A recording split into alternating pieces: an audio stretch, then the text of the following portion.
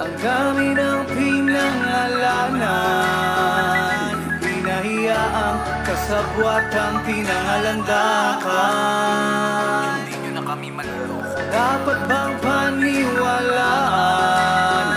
Pinanggalingan nitong paratang na nagpayaman sa salapi ng bayan. Namulag at di nabulag ang piri ng hustisya na ipinahubad, at naging sa ilalang para sa lahat na naging dahilan ng pagkakawata. Di ka pa naghihinala sa mga biglang pag-amin at pagdawit ng ilang mga pangalan sa dinaming mga multong proyekto na nagpaparamdam, na bigla ang nagpakita ng mga kinamkam.